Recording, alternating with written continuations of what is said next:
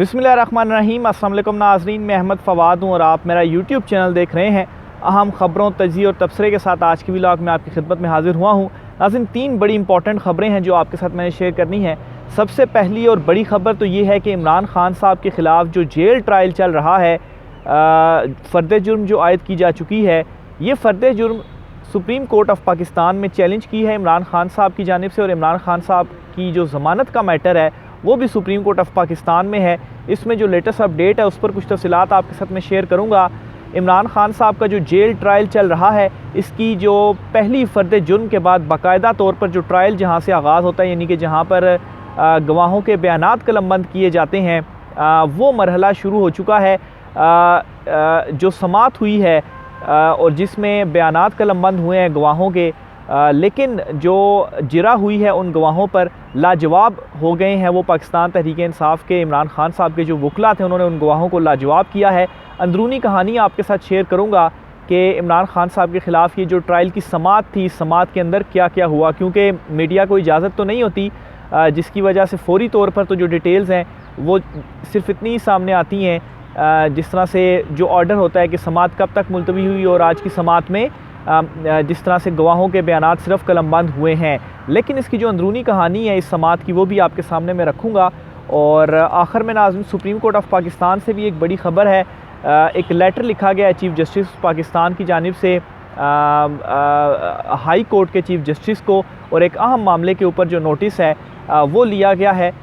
इस पर भी कुछ अहम तरीन तफसीलात हैं, वो भी आपके साथ में शेयर करूँगा। सबसे पहले तो नाज़रीन आपको बताता चलूँ कि इस्लामाबाद हाई कोर्ट में जो एक केस था इमरान खान साहब का बेटों से बात करवाने का व्हाट्सएप के ऊपर या फ़ोन के ऊपर, ज़ाहिर सी बात है वो लंदन में होते हैं तो इंटरनेट व्हाट्सएप के ज़रिए ही जो बातचीत है वो हो सकती है। इसमें तौहीन अदालत में आए हुए थे इमरान खान साहब, क्योंकि अदालत के हुक्म के बावजूद ये ऑफिशियल सीक्रेट एक्ट की अदालत में ही ये जो केस की समात है वो चल रही है। तो बहरहाल जज अबू अल हसनात ने ही ये ऑर्डर दिया था कि इमरान खान साहब की जो बात है वो अपने बेटों से करवा दी जाए, लेकिन सुप्रिटेंडेंट अडयाला जेल की जानिब से इन अहकामात की जो पैरवी है वो नहीं की गई, जिस पर इन्हें तौहीन अदालत का जो नोटिस था वो इशू करते हुए इनसे जवाब तलब किया गया था। तो आज इन्होंने जवाब जमा करवाया है और उस जवाब में इन्होंने माजरत की है कि इनके पास फैसिलिटी नहीं है कि वो इमरान खान साहब की बात करवा सकें। जो पिछला हुक्म भी आया था तो एक स्पेशल फैसिलिटी अरेंज की गई थी, जिसकी वजह से इमरान खान साहब की बात करवाई गई। अब आप देखें कि फैसिलिटी नहीं है। फैसिलिटी का इसमें क्या काम है? व्हाट्सएप के ऊपर आपने बात करवानी है। आम आदमी या कोई भी आम शख्स है, रेडी वाला है, उसके फ़ोन में भी इंटरनेट है, व्हाट्सएप है, तो वो वहाँ से भी जो बात है वो बैरून मुल्क बैठे किसी भी शख्स से वो कर सकता है। तो इसमें कौन सी ऐसी फैसिलिटी की बात है? तो बहरहाल उनका जवाब सुने, फिर इस जवाब के ऊपर 1-2 चीज़ें और भी आपके साथ में शेयर करूँगा। अच्छा जी, जवाब में वो ये कहते हैं जी कि 18 अक्टूबर को खुसूसी अदालत खुसूसी इक़दाम करके इमरान खान साहब की उनके बेटों से बात करवाई गई थी। ताहम व्हाट्सएप पर बैरून मुल्क मुस्तकिल बात करने की जो सहूलत है वो हमारे पास मौजूद नहीं है। अदालत इस हवाले से महकमा दाखिला पंजाब को रूल्स में तरमीम की जो हिदायत है वो कर दे। जेल PCO के ज़रिए फैमिली और वकला से कैदियों की बात की जो सहूलत है वो दी जाती है। IG जेल खाना जात की जानिब से ऑफिशियल सीक्रेट के मुलजिमान से मुतलिक लेटर जारी किया गया था। लेटर में कहा गया था कि एक मुलजिम को PCO की सहूलत, ऑफिशियल सीक्रेट एक्ट के तहत जो मुलजिम है उससे PCO की भी जो सहूलत है वो नहीं दी जाती। अदालती हुक्म की अदूली के बारे में हम सोच नहीं सकते। तो ये उन्होंने जवाब जमा करवाया। बहरहाल वो कहते हैं जी कि PCO के ज़रिए मुलजिमों की बात करवाते हैं, तो PCO में व्हाट्सएप की सहूलत नहीं है। तो जो जेल रूल्स हैं, ज़ाहिर सी बात है इस हवाले से जो रूल्स बनाए गए थे वो तब बनाए गए थे जब व्हाट्सएप नहीं था। तो व्हाट्सएप की टेक्नोलॉजी तो अभी आई, तो इसमें तरमीम कर दें और व्हाट्सएप की भी सहूलत हमें दे दें। अब ये बड़ी बुनियादी सी बात है, आप टेक्नोलॉजीज़ को आपने ख़ुद ब खुद ही अडॉप्ट करना होता है। अभी भी आप अगर PCO के थ्रू ही कॉल्स कर रहे हैं तो एक तो उसके चार्जेस कितने ज़्यादा महंगे होते हैं, और आपने नई टेक्नोलॉजी को अडॉप्ट क्यों नहीं किया जबकि इंटरनेट और इतनी ज़्यादा सस्ती टेक्नोलॉजी है। आप इंटरनेट का एक छोटा सा पैकेज करें, सारा दिन आप व्हाट्सएप के ऊपर बातें करते रहें, कोई आपको चार्जेस नहीं होंगे। लेकिन PCO के तहत अगर आप सारा दिन मुलजिमों की बात करवाते रहते हैं तो आपका अच्छा खासा इसका भी खाली जो बिल है वो बन जाता है। तो ये इस कदर ये जो है वो टेक्नोलॉजी में पीछे हैं कि इतनी व्हाट्सएप जो कि आम रेडी वाला भी जो है उसके मोबाइल में भी, अगर उसके पास जदीद मोबाइल है तो उसके मोबाइल में भी होगा, लेकिन इनके पास व्हाट्सएप नहीं है। तो ये जी इन्होंने अपना जो जवाब है वो जमा करवाया है। तो इसमें ये है जी कि जो जज साहब थे वो आज रुखसत पर थे, तो इसलिए समाअत पीर तक चली गई है। तो पीर तक देखें इस जवाब का क्या जज साहब जो हैं वो इसके ऊपर कार्रवाई करते हैं। दूसरा नंबर पर जो इमरान खान साहब का साइफ़र केस चल रहा है, जेल ट्रायल चल रहा है, इसकी जो समाअत हुई है, इस समाअत के अंदरूनी कहानी आपके सामने रखता हूँ। बेसिकली एक शेड्यूल दिया गया था। इस शेड्यूल के मुताबिक जब भी समाअत होगी तो 3 गवाहों के बयानात होंगे और तीनों के ही गवाहों के ऊपर जो जिरा है वो वकला की जानिब से की जाएगी। तो 3 गवाहों के बयानात कलमबंद हो चुके हैं। कुल 27 गवाह हैं और उनमें से 3 हो चुके हैं और तीनों के ऊपर जो जिरा है वो भी की जा चुकी है। और जिरा के हवाले से भी आपको बताता चलूँ कि ये कौन से गवाह थे। बेसिकली ये डिकोड करने के जो भी साइफ़र आता है, ज़ाहिर सी बात है उसको डिकोड करना पड़ता है, वो एक सीक्रेट लैंग्वेज में लिखा जाता है। तो ये जो गवाह थे उस डिपार्टमेंट से इनका ताल्लुक़ था, तो इनके ऊपर बेसिकली इन्होंने गवाही दी और जिरा जो है वो इनके ऊपर हुई।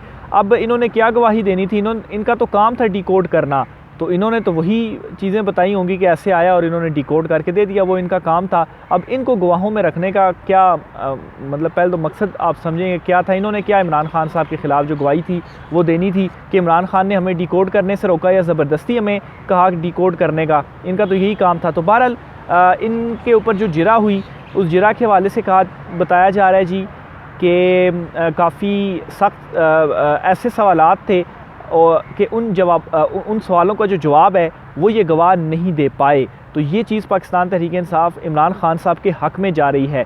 एक तो इन 3 गवाहों का हो गया और ये जो सवालों के जवाब नहीं दे पाए गवाह, तो ज़ाहिर सी बात है ये पॉइंट जो है वो वकला ने अपने हक़ में अदालत के सामने रखा होगा और ये चीज़ इमरान खान साहब के भी हक़ में गई है इस केस के अंदर।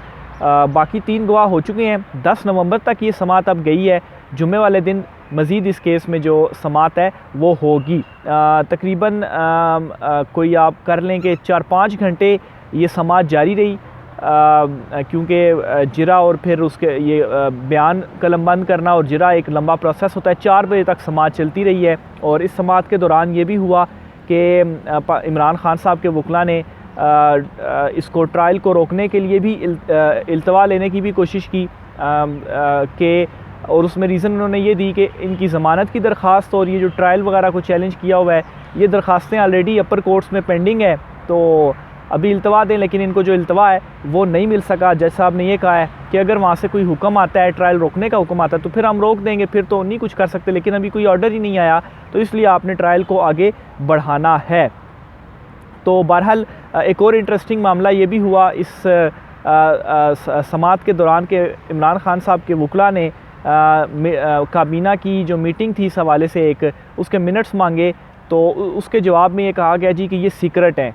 तो इस पर फिर वकला की जानिब से इमरान खान साहब को ये कहा गया कि सब कुछ ही सीक्रेट है, जो चालान है उसमें साइफ़र नहीं है वो भी सीक्रेट है, बाकी चीज़ें भी सीक्रेट हैं, तो फिर ये जो ट्रायल है ये मतलब क्या ये ट्रायल फिर किया जा रहा है अगर सब कुछ ही सीक्रेट है और कुछ भी नहीं दिया जा सकता। तो बहरहाल ये एक चीज़ हुई उसमें। फिर इसके अलावा इसी दौरान इमरान खान साहब आधी समाअत के दौरान उठकर चले गए, क्योंकि उन्होंने अपनी फैमिली से भी कल मुलाकात करनी थी। और फिर उसके बाद 4 बजे तक ये कार्रवाई मुकम्मल हुई जिरा की भी, और समाअत को मुलतवी कर दिया गया। तो ये मुख्तसर सी इसकी जो अहवाल था, अंदरूनी कहानी थी, लेकिन इसमें जो पॉइंट्स इमरान खान साहब के हक़ में कुछ गए हैं कि एक जो जिरा हुई है उसमें वो कुछ सवालों के जवाब ही उस तरह से नहीं दे पाए। तो जिरा का खैर वैसे मतलब यही होता है कि आप सवालात वगैरह करते हैं, और गवाहों की जो तफसील सामने आई है कि डिकोडिंग डिपार्टमेंट से थे बेसिकली, तो इन्होंने क्या ऐसी अगेंस्ट जो गवाही है वो देनी है, क्योंकि ये कहा जा रहा था जी कि साइफ़र चालान में चूँकि साइफ़र की कॉपी ही नहीं है, तो सारा कुछ डिपेंड किया जा रहा है गवाहों के बयानात के ऊपर, क्योंकि फिर केस उसी चीज़ के से आगे चलेगा और वही इमरान खान के अगेंस्ट जा सकती हैं, क्योंकि साइफ़र तो चालान में मौजूद नहीं है, तो गवाह भी ये हैं। तो इन्होंने इनकी अभी तक जो ये डिटेल सामने है, तो मेरा नहीं ख्याल कि इनके कोई इस तरह के बयानात होंगे जो इमरान खान साहब के अगेंस्ट गए होंगे। तो ये आज हुआ है। इसके अलावा सुप्रीम कोर्ट ऑफ पाकिस्तान से भी एक ख़बर है, वो भी आपके साथ में शेयर करता चलूँ। चीफ़ जस्टिस काजी फ़ैज़ ईसा साहब ने एक नोटिस लिया है और नोटिस बेसिकली ये था जी कि कलर कहार में जुडिशल कम्प्लेक्स की तामीर थी। इसमें chief justice Lahore high court ने ये हुक्म किया था कि ये आप उसकी जो तामीर है वो करें। तो इस पर अब एक लेटर सामने आया है जिसमें चीफ़ जस्टिस काजी फ़ैज़ ईसा ने ये कहा है, उस लेटर में रजिस्ट्रार की के थ्रू वो जो लेटर है वो लिखा है, सुप्रीम कोर्ट रजिस्ट्रार ने वो लेटर लिखा है और उसमें ये कहा गया है जी एक कि लाहौर हाई कोर्ट को बाग़ सफ़ा कलर कहार पर जुडिशल कम्प्लेक्स की तामीर से रोक दिया गया है। एक तो ये आर्डर हो गया है और दूसरा ये हुआ है जी कि जो सारे का सारा रिकॉर्ड है उसका मंजूरी का कि कैसे मंजूर किया गया है वो रिकॉर्ड भी तलब कर लिया गया है और रिकॉर्ड फ्राहमी तक मंसूबे पर मज़ीद काम से जो है वो रोका गया है। और ये भी कहा गया लेटर में कि अखबार में आया है कि बाग़ सफ़ा कलर कहार पर जुडिशल कम्प्लेक्स तामील किया जा रहा है। चीफ़ जस्टिस पाकिस्तान ने मामले की छानबीन का हुक्म दिया।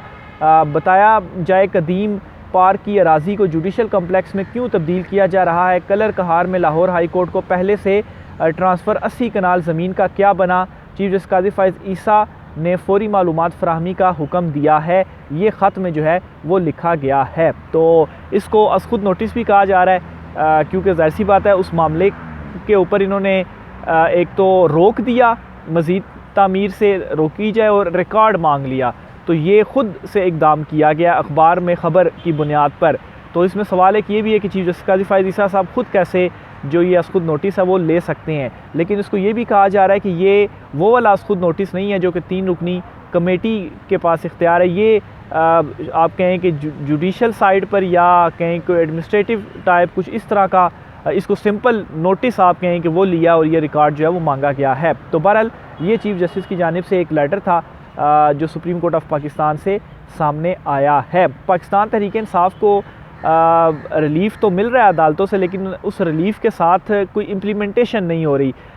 इसी तरह का आज एक लाहौर हाई कोर्ट से पाकिस्तान तहरीक इंसाफ को रिलीफ़ ये मिला है कि शादरा में पाकिस्तान तहरीक इंसाफ को कॉर्नर मीटिंग करने की जो इजाज़त है वो दी है। 19 नवंबर को ये कॉर्नर मीटिंग करने की जो इजाज़त है वो दी गई है और जस्टिस अली बाकिर नजफ़ी ने अकमल ख़ान की दरख्वास्त के ऊपर जो समाअत थी वो की। तो अदालतें इजाज़त तो दे रही हैं लेकिन आगे से फिर मामला गड़बड़ हो जाता है। मनसेरा में जो एक कन्वेंशन था वो आपने देखा अदालती हुक्म था लेकिन उसके बावजूद भी नहीं करने दिया गया। तो अब कॉर्नर मीटिंग तक के लिए इजाज़त ली जा रही है अदालत से। 19 नवंबर को है, लेकिन अब देखेंगे कॉर्नर मीटिंग भी हो पाती है या ये कॉर्नर मीटिंग नहीं हो पाती और इसको भी पुलिस आकर पाश पाश कर देती है और इसके ऊपर भी कोई जो अदालती हुक्म है उस हुक्म के बावजूद इम्प्लीमेंटेशन नहीं होती। तो अदालतों से दरख्वास्तें, ज़ाहिर सी बात है ये कोई ऐसी बात भी नहीं है कि इजाज़त ना दी जाए। कॉर्नर मीटिंग है, सियासी एक्टिविटी है, बाकी जमातें भी कर रही हैं, पाकिस्तान तहरीक इंसाफ भी अगर करे तो क्या मसला है, लेकिन उनको करने नहीं दिया जा रहा। इस वजह से वो अदालतों से इजाज़त ले रहे हैं कि चलें अदालत इजाज़त दे देगी तो फिर इंतज़ामिया जो होगी उनको इम्प्लीमेंट करना पड़ेगा। लेकिन अदालती इजाज़त के बावजूद भी चीज़ें इम्प्लीमेंट, वो अदालती फ़ैसले इम्प्लीमेंट नहीं हो रहे। तो ये खैर मनसेरा कन्वेंशन के बाद ये एक ऑर्डर है लाहौर हाई कोर्ट का जो कि सामने आया। देखें अब इसके ऊपर इम्प्लीमेंट होता है या नहीं होता। फिर इसके अलावा एक और ख़बर भी थी जो आपके साथ मैंने शेयर करनी है, मैं थोड़ा देख लूँ चीज़ें वगैरह। एक तो जनरल फैज़ हमीद साहब के हवाले से एक मुकदमा है जो कि आज लगा है सुप्रीम कोर्ट ऑफ पाकिस्तान में। बेसिकली एक ज़मीन का तनाज़ा था और कोई कब्ज़े का ये मैटर था और इसमें ये हुआ था जी कि 3 तारीख़ को ये दरख्वास्त आई है सुप्रीम कोर्ट ऑफ पाकिस्तान में और 8 तारीख़ को ये दरख्वास्त समाअत के लिए मुकर्रर कर ली गई है।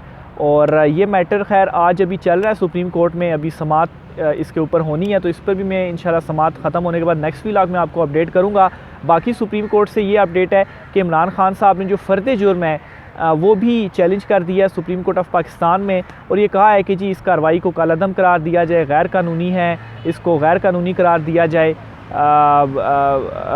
सुप्रीम कोर्ट ऑफ पाकिस्तान में ये दरख्वास्त आ गई है। इससे पहले इमरान खान साहब की जो ज़मानत की दरख्वास्त थी वो भी सुप्रीम कोर्ट ऑफ पाकिस्तान में अभी तक पेंडिंग है, वो भी दायर की जा चुकी है। तो अब ये दोनों के दोनों दरख्वास्तें हैं जो कि सुप्रीम कोर्ट में आ चुकी हैं, लेकिन अभी तक ये समाअत के लिए मुकर्रर नहीं हुई। लेकिन ये एक बड़ी ख़बर थी कि इमरान खान साहब ने वो कार्रवाई इधर चैलेंज कर दी और उसे कालादम और गैर कानूनी करार देने की जो इस्तदा है वो इमरान खान साहब ने अपनी दरख्वास्तों में की है। तो बहरहाल ये जो मैटर था ज़मीन का तनाज़े वाला अगर ये 3-4 दिन के अंदर अंदर फिक्स हो जाता है सुप्रीम कोर्ट में और आज इस पर समाअत भी हो रही है, तो फिर इमरान खान साहब की ये ज़मानत वाले मैटर थे, ये भी इंपॉर्टेंट है, तो ये भी जल्दी फिक्स जो हम होने चाहिए। बहरहाल क्योंकि जो पॉलिसी एक बनाई गई उसमें प्रायोरिटी दी गई है, ज़मानत के जो मुकदमात हैं वो प्रायोरिटी बेस के ऊपर होंगे। तो बहरहाल देखें कब ये समाअत के लिए मुकर्रर होती है। आज की व्लॉग से इतना ही, मुझे इजाज़त दीजिए, अल्लाह हाफ़िज़।